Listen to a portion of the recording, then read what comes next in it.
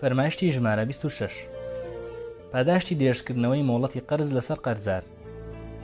عن أبي اليسر رضي الله عنه قال قال رسول الله صلى الله عليه وسلم من أحب أن يظله الله في ظله فلينظر معسرا أو ليضع له.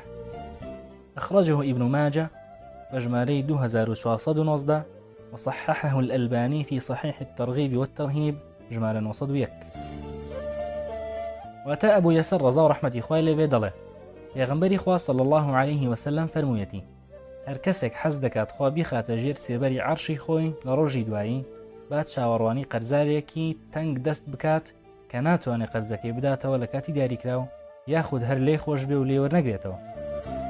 پەیامە پەروەردەی و کرداریەکان لە ڕۆژگارێک دەژین کەم کەس هەیە قەرزار نەبێت، کۆمەڵگە نزیک دەبێتەوە کە دابەش بێت بەسەر دووچین، ئەوانیش زۆر هەژار و زۆر دەوڵەمەند، مامناوەند زۆر کەمە.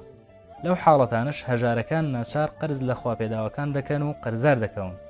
بۆیە ئەگەر خواپێداوی و ئەم فەرمودەت خوێندەوە هەوڵ بدە یەکەم کەس بیت چاوپۆشی بکەین لە قەرزارەکانت و فشاریان لەسەر دروست نەکەی. تەنها بە درێژکردنەوەی مۆڵەتی هێنانەوەی قەرزەکە دەبیت بە یەکێک لەو کەسانەی شایستەی سێبەری خۆی پەروەردگار بیت. فەرمایشتی ژمارە 27 مسلمان ناپاکی لەگەڵ کەسی ناپاکیش ناکات. عن أبي هريرة رضي الله عنه قال قال رسول الله صلى الله عليه وسلم أدي الأمانة إلى من ائتمنك ولا تخن من خانك. أخرجه البخاري في التاريخ 460 وأبو داود بجماري 3535 والترمذي بجماري 1264 والحاكم بجماري 2296 وصححه. وأتى أبو هريرة رضا رحمة خوالي بيدله پیغمبری خوا صلی الله علیه وسلم فرموویەتی کەسێک کە تۆی بە ئەمیندار داناوە سپاردەکەی بدەوە و خیانەت لە کەسێک مەکە کە خیانەتی لە تۆ کردووە.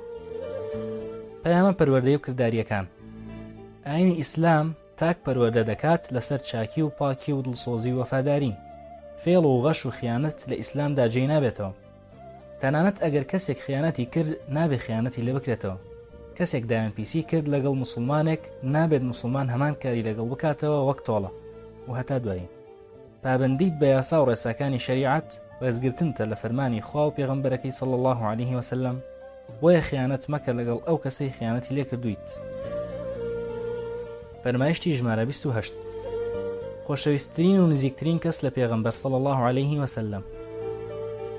عن عمرو بن عاص رضي الله عنه أنه سمع النبي صلى الله عليه وسلم يقول ألا أخبركم بأحبكم إلي وأقربكم مني مجلسا يوم القيامة؟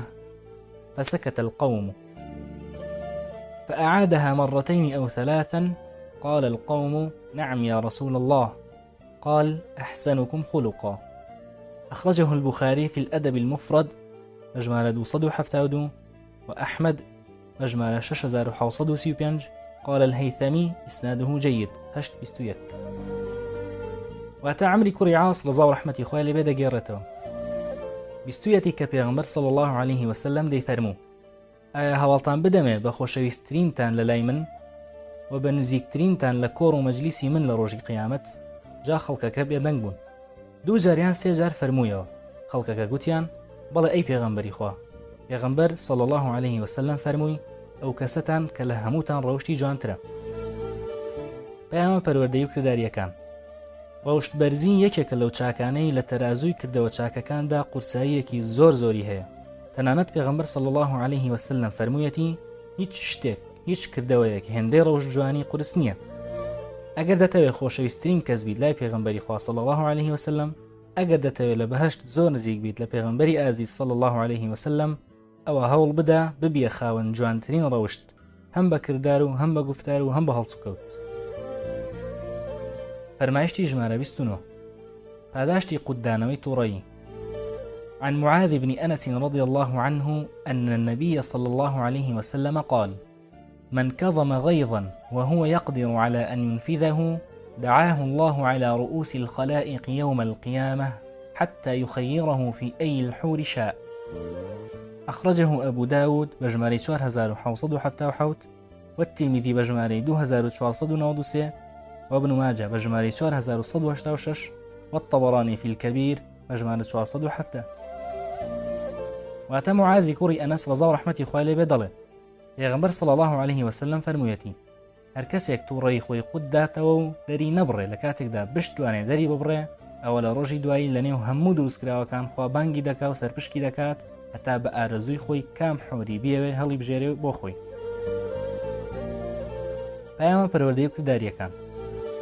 قوتدانەوەی تووڕەیی یان کبکردنەوەی و دەرنەبڕینی یەکێکە لە سیفەتە زۆر پەسەندەکان و خاوەنەکەی پێگە و پلەیەکی تایبەتی هەیە هەم لای خوا هەم لای خەڵک بەگشتی، چونکە زۆر جار ئەم دەربڕینی تووڕەیە کێشەی یەکجار گەوەی لێکەوتوتەوە. جابۆیە هەتا بۆت دەکرێ و دەتوانی بە مەبەستی ڕەزامەندی خوا و چاوەڕێکردنی ئەم پاداشتە گەورەی کە دانراوە لە بەهەشت خۆت کۆنتڕۆڵ بکە و دان بە خۆت دابگرە لە کاتی تووڕەبووندا. فەرمایشتی ژمارە سی. دەربارەی تەمەن و زانست و ماڵ و لاشە پرسیارمان لێ دەکرێتەوە. عن أبي برزة رضي الله عنه قال قال رسول الله صلى الله عليه وسلم لا تزول قدما عبد يوم القيامة حتى يسأل عن عمره فيما أفناه وعن علمه فيما فعل وعن ماله من أين اكتسبه وفيما أنفقه وعن جسمه فيما أبلاه. أخرجه الترمذي بجمال 2407 وقال حديث حسن صحيح. واتى أبو برزة رحمة خوالي بيضله پێغەمبەری خوا صلی الله عليه وسلم فەرموویەتی دوو پێی هیچ بەندەیەک لە ڕۆژی قیامەتدا لە بەردەم دادگای خوای پەروەردگاردا ناجوڵێت تاکو پرسیایی لێ دەکرێ دەربارەی تەمەنی کە لە چیدا بەڕێی کردووە، لە زانیاریەکەی لە چی و چەند کاری پێ کردووە، لەو ماڵ و سامانەی کە هەیەی چۆنی بەدەست هێناوە، چۆنیش خەرجی کردووە، جەستەی لە چیدا بەکارهێناوە. پەیامە پەروەردەی و کرداریەکان.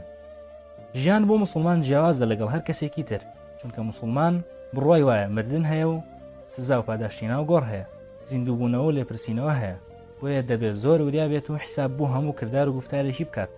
بۆیە بیر لەوە بکەوە ئەم تەمەنە، ئەم لاشەیە، ئەم کاتە، ئەم ماڵ و سامانە هەمووی نیعمەتی خوان و لەسەریان پرسیار لێ دەکرێتەوە لە ڕۆژی دواییدا. وەک خوای بەرز و مەزن دەفەرمێ ثم لتسألن يومئذ عن النعيم. سورة تكاثر آيات 8.